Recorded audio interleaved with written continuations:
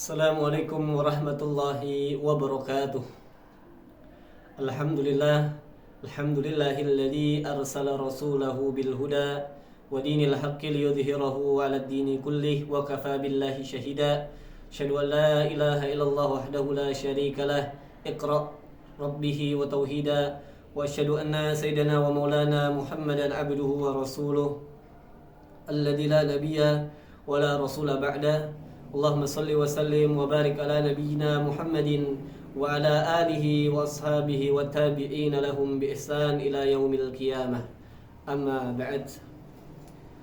Alhamdulillah, pada kesempatan kali ini dalam rangka memenuhi ujian tengah semester mata kuliah metode pembelajaran menghafal Al-Quran, yang kami hormati dosen pengampuh mata kuliah Ustadz Rifki Mulia Rahman MA, yang mana mudah-mudahan Allah Subhanahu wa Ta'ala selalu jaga beliau, amin ya rabbal alamin. Pada kesempatan kali ini saya akan membahas bagaimana metode pembelajaran dan juga metode menghafal Al-Quran yang mana mudah-mudahan bisa digunakan di kemudian hari bagi para penghafal Al-Quran, sehingga banyak pilihan nanti metode-metodenya. Tapi untuk kali ini saya akan jelaskan metode yang dipakai oleh di pondok saya dulu, itu metode qiraati di Al-Falaqiyah, dan metode saya sendiri dalam menghafal Al-Quran. Jadi pendahuluan yang pertama kali, Al-Quran ini sebenarnya memberi petunjuk, hidayah, tuntunan hidup, dan tidak ada keraguan di dalam Al-Quran. Dzalikal kitabul la raiba fi. Bahkan Allah Subhanahu wa Ta'ala katakan di dalam surah Al-Qamar, dan berulang kali Allah katakan walaqad yassarnal Qur'ana lidzikri fahal min muddakir. Sungguhnya yassarna, kami telah mudahkan Al-Quran lidzikri, untuk diingat, atau dalam kata lain untuk dihafal, fahal min muddakir. Tapi adakah yang mau menghafalnya? Adakah yang mau mengingatnya? Padahal ini adalah tanda dari Allah Subhanahu wa Ta'ala atas kemudahan dalam kita menghafal Al-Quran. Hanya saja ada beberapa penghalang, yaitu mungkin dari metode yang kurang tepat, metode yang kurang dapat diterima oleh pribadi masing-masing. Oleh karena itulah akan dijelaskan nih metode yang saya pakai. Mungkin saja itu bisa pas dan bisa diterima dan cocok, sehingga mudah, asbab mudah menghafal Al-Quran. Kemudian, selain membacanya, seorang muslim, seorang yang beriman kepada Allah Subhanahu wa Ta'ala dan yang punya kemampuan yang lebih, sudah dipastikan pasti akan lebih baik untuk daripada menghafal Al-Quran. Akan tetapi kan dibutuhkan, yang tadi telah dibilang sebelumnya, dibutuhkan kiat-kiat atau metode-metode yang tepat, sesuai bagi pengajarnya sendiri yang akan diajarkan maupun peserta didik yang sedang belajar, yang sedang menghafal.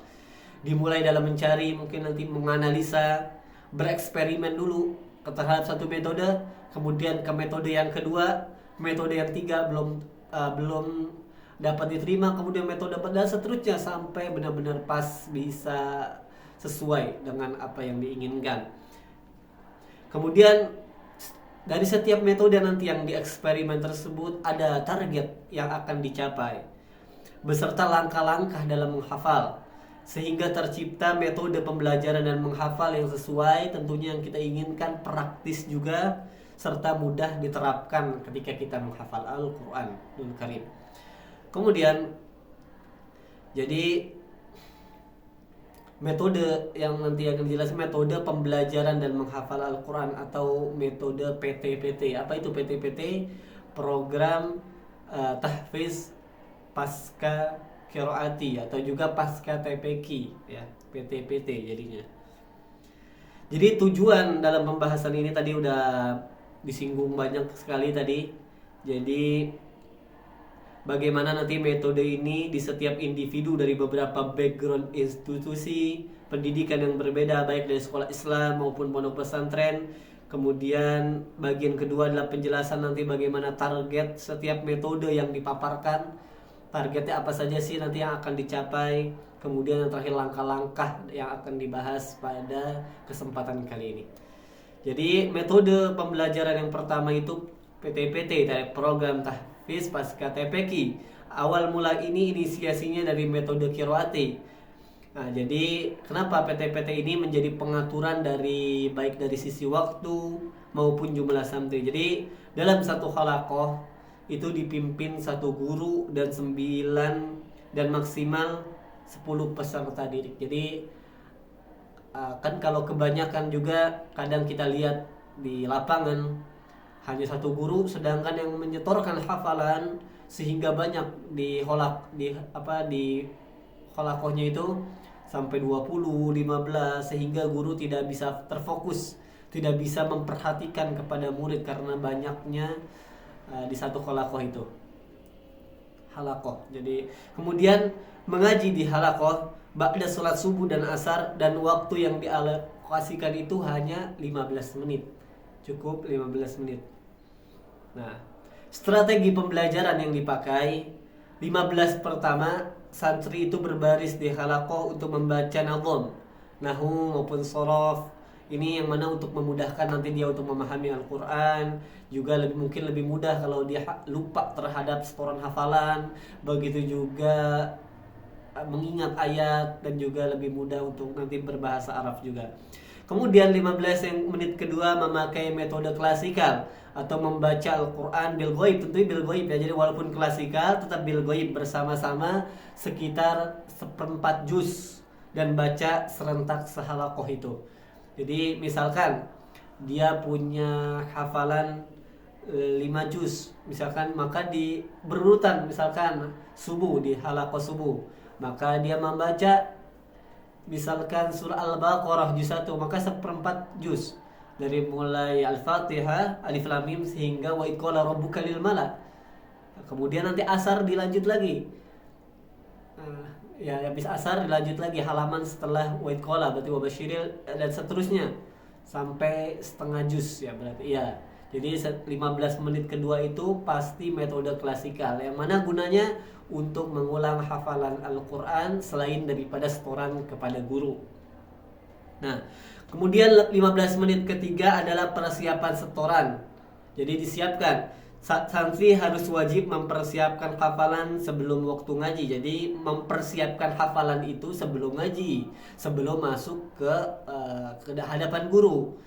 Jadi misalkan kalau aku subuh, maka malam dia sudah menyiapkan, bukan ketika pas waktu subuhnya menyiapkan. Ini akan memerlukan waktu lagi, atau bahkan bisa menimbulkan ketidaklancaran ketika menyetorkan hafalan. Jadi waktu untuk menyetorkan hafalan kepada guru itu 30 menit. Jadi dalam satu ngaji itu dapat murojaah dan ziyadah. Murojaahnya ketika klasikal yang pertama dapat mengulang karena itu bil ghaib. Yang kemudian yang kedua ziyadah, tambah hafalan. Kemudian prinsip dan metode ziyadah tersebut metode one day one page. Jadi satu hari hanya satu halaman daripada Al-Quran atau satu kaca. Tapi kalau kalau yang saya pakai dalam seminggu itu harus ada yang lebih dari satu halaman. Ini bagus kalau bisa dipraktekkan. Jadi tidak hanya misalkan Senin satu halaman, Selasa satu halaman, Rabu satu halaman, Kamis satu halaman, Jumat satu halaman, tidak. Tapi misalkan Senin satu halaman, Selasa satu halaman, Rabu satu halaman, Kamis satu halaman, Jumat nanti 2 halaman. Jadi seminggu ada yang lebih dari 1 halaman. Kemudian begitu juga dalam menyetorkan hafalan wajib ziyadah, tidak boleh salah lebih dari 3 kali. Tentunya ini salah besar, sampai dia lupa, kemudian tidak bisa melanjutkan sehingga guru memberitahu kesalahannya. Nah ini kalau sampai 3 kali guru memberitahu atau dia lupa tidak bisa meneruskan, maka dia mundur lagi atau nanti maju lagi ketika asar nanti atau qalaqah yang selanjutnya. Kemudian beberapa metode yang dipakai. Yang pertama metode tasalsuli yang saya pakai. Kemudian yang kedua metode thariqah jam'i. Yang ketiga metode pembagian. Nah, bagaimana sih metode thoriqah tasalsuli tersebut? Mungkin ini sudah banyak juga dipakai oleh kita, mungkin hanya bahasanya aja yang asing menurut kita, tapi kalau prakteknya mungkin akan banyak, tidak umum lah dipakai oleh masyarakat, kalau oleh para santri. Jadi metode tasalsuli ini misalkan wabashiril ladina amanu wa amilus solihati anna lahum jannatin tajri min tahtihal anhar wabashiril ladina amanu wa amilus solihati, dan seterusnya. Itu kita hafal satu ayat secara utuh dulu sampai benar-benar hafal, baru ke ayat yang kedua. Nah, ayat yang kedua kita hafal juga begitu tadi, ulang sampai benar-benar mungkin. Kemudian jangan lanjut ke ayat yang ketiga, tapi ulang dulu dari ayat yang pertama, dari wabashiril ladina amanu, kemudian baru ke ayat yang kedua, dan seterusnya begitu. Ketika nambah ayat yang ketiga sudah hafal, ulang dulu 1 2. Ayat yang keempat sudah hafal, 1 2 3 diulang, dan sampai satu halaman terakhir juga begitu. Barulah nanti secara utuh diulang satu halaman sehingga dia benar-benar lancar. Kemudian yang kedua adalah thoriqah jam'i. Thoriqah jam'i ini adalah digabungkan. Maksudnya digabungkan adalah dia hafal dulu, misalkan amma yatasaaluna lin naba'il azim alladhi hum fihi mukhtalifun kalla saya'lamun, dan seterusnya sampai satu halaman dia hafal dulu semuanya, kemudian barulah dia mengulangnya lagi. Kalau menurut saya ini kalau yang tidak kuat dalam menghafalnya kadang suka lupa-lupa lagi, maka dianjurkan, direkomendasi bagus thoriqah tasalsuli yang tadi. Jadi kalau thoriqah jam'i ini dihafal dulu dari awal sampai akhir, kemudian barulah diulang hafalan tersebut. Kemudian yang terakhir adalah metode pembagian. Nah, metode pembagian ini sesuai dengan, bagus juga ini, sesuai dengan kemampuan daripada santri atau peserta didik tersebut.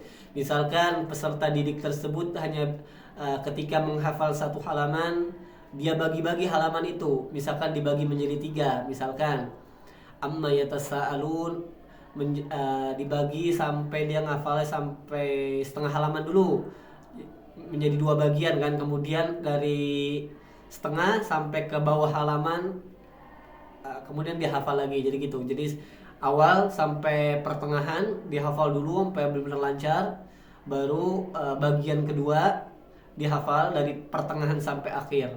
Nanti baru setelah itu digabung dari bagian yang pertama, bagian kedua. Ini kalau dibagi 2 bagian. Kalau dibagi 3 bagian juga begitu sama, sesuai dengan pribadi masing-masing membaginya. Dan bisa juga bagi 4 bagian, 5 bagian, ini sesuai dengan kemauan yang menghafal daripada Al-Quran. Ini juga berguna dan umum juga sering dipakai di masyarakat. Jadi itu 3 metode menghafal yang menurut saya rekomendasi bagus. Jadi mudah-mudahan dari metode-metode tersebut kita bisa memanfaatkan, bisa bereksperimen, terutama tadi tentang menit-menit 15 menit tersebut. Bagaimana yang penting pertama kita niat, kemudian juga kita menyiapkan strategi pembelajaran kita, strategi menghafal kita. Bagaimana kita biasakan di dalam diri kita ini menyiapkan hafalan itu ketika sebelum berhadapan dengan guru, sebelum waktunya kita belajar. Misalkan halakohnya asar, maka kita sudah menyiapkan dari zuhur, bukan ketika pas mau duduk di halakoh kita baru menyiapkan, sehingga presentasi lancarnya itu tidak sempurna. Begitu juga ketika halakoh subuh, bukan ketika pas subuh kita menyiapkan, tetapi ketika pas malamnya kita siapkan, kita bermujahadah.